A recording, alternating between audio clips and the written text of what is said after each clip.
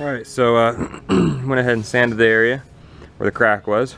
I went back as far as the flake would allow, as far as what was peeling up, because I wanted to make sure there was an actual hole in the hull. So I went back, and luckily it was just a flake, like I said. So I went down to where I freshened up all of the surrounding area, because I wanted to make sure the resin and fiberglass adhere well. And so I'm just going to basically put maybe a couple layers of the kitten whisker fiberglass on there.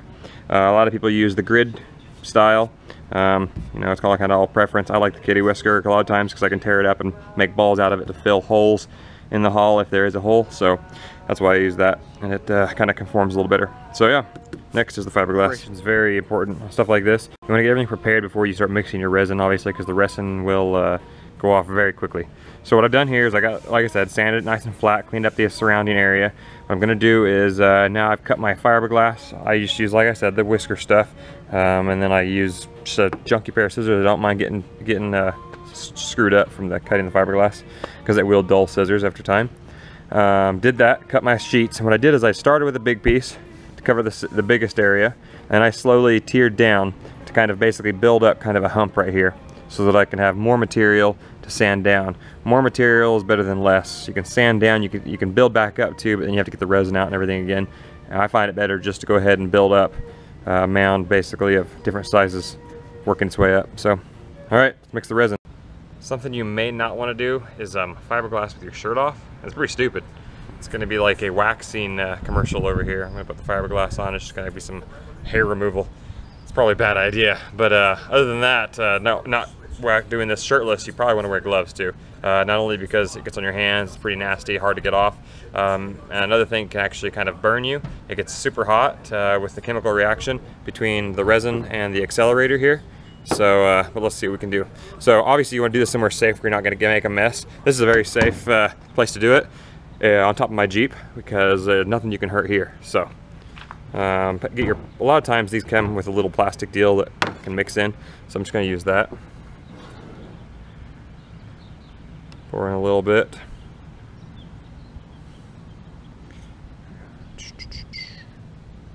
About yay much will be all right. Now remember, the accelerator makes this go off pretty quick, as does heat, like the sun. So I'm going to put not quite as much as I may usually do, because of heat. So just a few drops will do.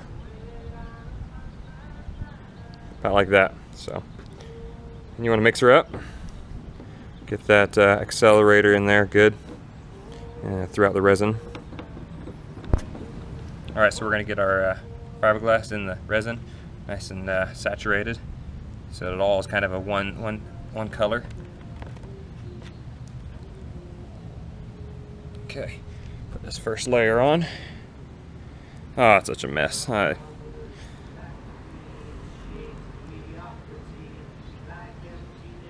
All this will be sanded, all the excess obviously. It's pretty nasty goopy, but will be easily sanded off, so.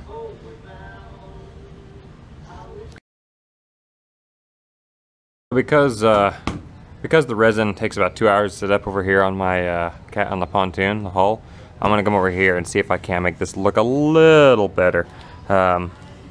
It's a little rough of a fiberglass job. What happened was they didn't fully saturate the fiberglass with the resin. So where it's clear right here, that's an indication that it's fully saturated. This area here, fully saturated. That, not so much. There's air in it, so that'll make a weak joint or weak fiberglass job. So the rest, it's all clear. It's, you know, rock hard. So what I'm gonna do is I'm just gonna sand this down a little bit, try to get the majority of this stuff off, see if I can actually flatten it, and then I'll put a layer of fiberglass on the top, layer of fiberglass in the inside, and probably build this back up as well, give myself something to rivet to, so I can put a little lock on it. This is actually the same on the other side too, I'll have to do.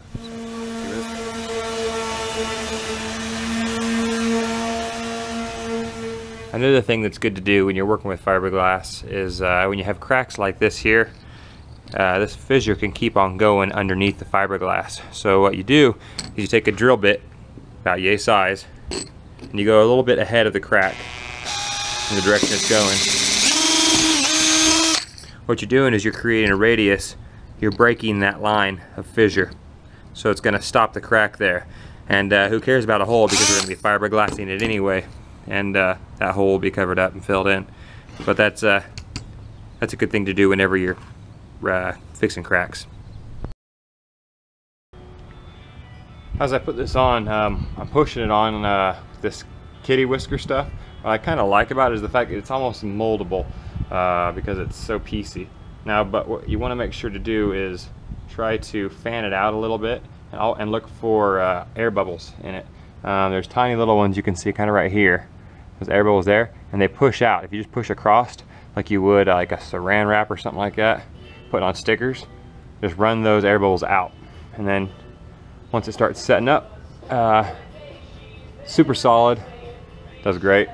On the inside, I put a layer as well, and you can see the little holes here from the original what are those, rivets.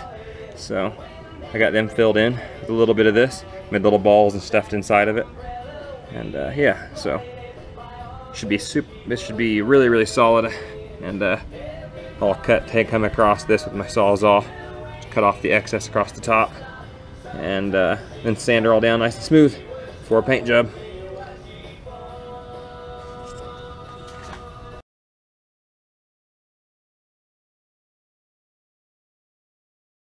Here's my cat box top. I sanded it down smooth. The last people that did it just kind of did a chassis job and had a big lip here and everything. So smoothed that all down, put new fiberglass in it, filled in this section here where the lock had ripped out. And what I'm gonna do is I'm just gonna take a Sawzall and cut that off, like I was talking about earlier, and then sand it now nice and smooth. Same to the other side of that. Also to the side of the cat box, it ripped out, and that's just as strong, if not stronger than the rest of the box. So it's good. That's how that worked out there. And then the hull turned out good. Yeah, like I said, build it up high and then sand it back down. It's kind of stinks when you have too little of amount of fiberglass and you have to add after you've already waited all that time. That's disheartening. So, all right, here we go.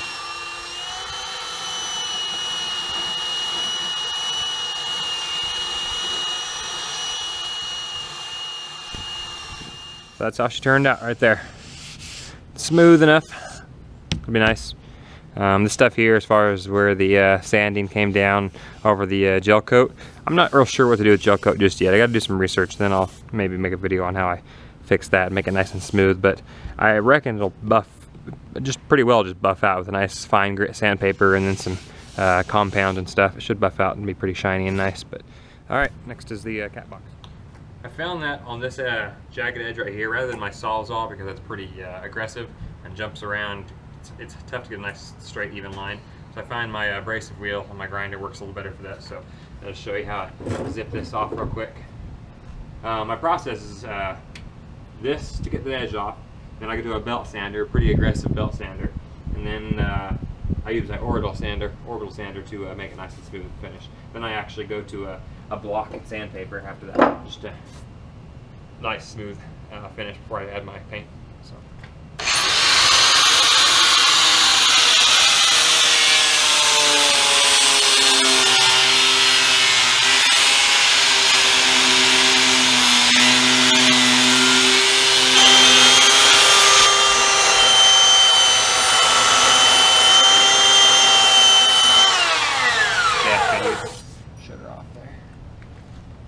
Here we got the finished product.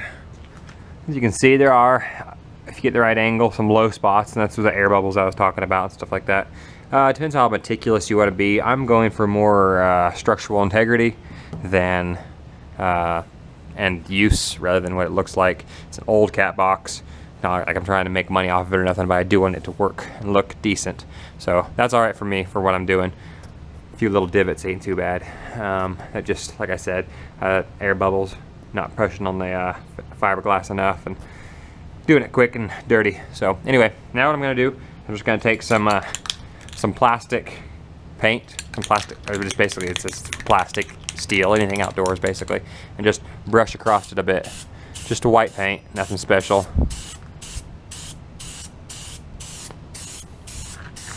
I'm gonna be about 8 to 10 inches away when you're doing this, and don't linger on one spot too long.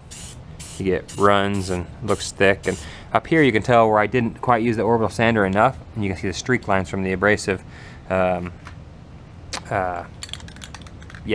that guy right there, sander, belt sander. So, and then you really see all the chicken pox where the fiberglass holes were. So you could probably use a putty, like a Bondo or something like that over the top, and it would fill those.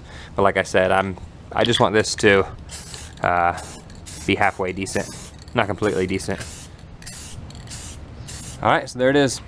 Again, I didn't want this to look perfect. It didn't really matter to me that much to spend that much time on it. I just want the integrity back as far as the structural is concerned. It's a good hard surface. Heck of a lot better than that big old crack that was down it before. So you can see a little bit of this. Those streak marks there are just from the belt sander, the abrasive belt sander, and I didn't orbital sand it enough to smooth it out. The chicken pox are all from the little holes, air holes inside the fiberglass that I chose not to put Bondo on. I have it, but I just, like I said, didn't want to spend too much time on something that's gonna get beat up anyway and has a bunch of fissures and cracks and rough spots in it anyway. Well, all right, next chore is the trailer. Moving on.